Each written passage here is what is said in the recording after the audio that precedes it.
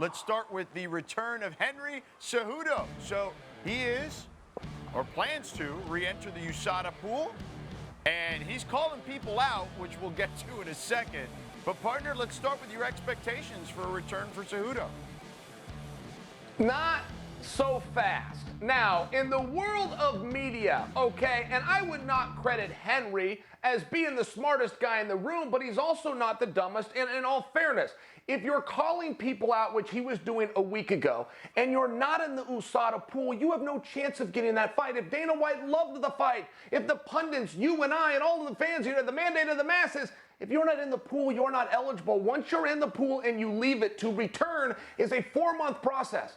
So for Henry to be calling out Volkanovski when he's 4 months away from even being eligible, now in hindsight, makes him look a little bit thirsty. I would tell you this, when most fighters do this and they're calling guys out and they're trying to get steam, if it was ever revealed he's not in the pool, that means he's no longer in the organization. Should that come out, your headlines and your days go over. One possibility is Henry was running out of headlines and came up with this whole I'm in the pool business. I'm not sure how much I buy it. It was very insincere to call out Volkanovski a week ago, which I fell for. I fell for it because I didn't have the information that he wasn't even eligible. So I bring this to you that this is possibly another Cejudo ruse. Okay, well, we'll see how this all pans out. But whether it's a smart move or not, because to your point, if he's not in the pool, he's got to wait the 4 months. But perhaps it's a good buildup in that particular case. But let's get to the call out. So this started, I want to make sure that we get this right, because it started with a tweet that he sent that he said, quote, I'm going to take Alexander the Average's soul, which then led to Volkanovski being asked about said tweet, and he said, quote, F Henry Cejudo, I'll squash the little germ.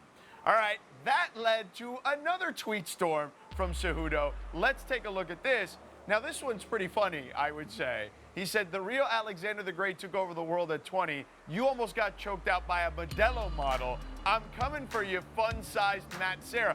Now, first of all, I love Modelo beer. I'm a Modelo Especial guy.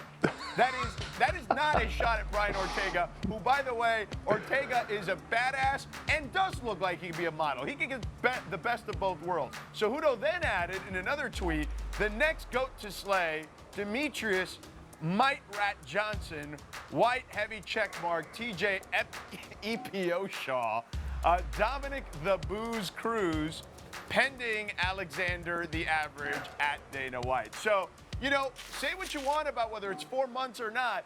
He is absolutely taking one of the Jake Paul approach, as I would say, creating some sort of hit list for everyone.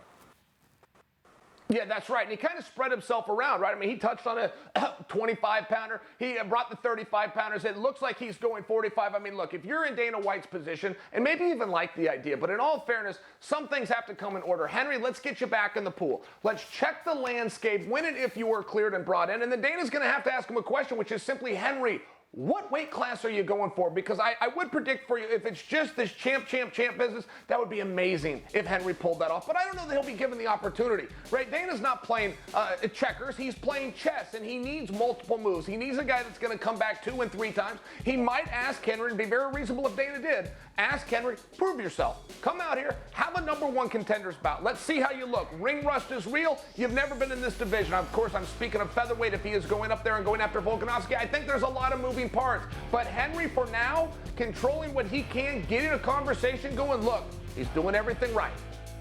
Now, I want you to rate his tweet game, though, because I feel like you, of all people, you know how to be a troll, you know how to be an instigator. Can we get the tweets back up one more time? Because I want you to give me a letter grade on the 2 tweets that we have here. You know, A through F. You can use pluses and minuses if you'd like. All right, so if we can bring those back up one more time. I just want to see. All right, let's start here. Let's start with the top one. The real Alexander the Great took over the world at 20. You almost got choked out by Modelo model. I don't think that's a shot personally. I'm coming for you, fun-sized Matt Serra.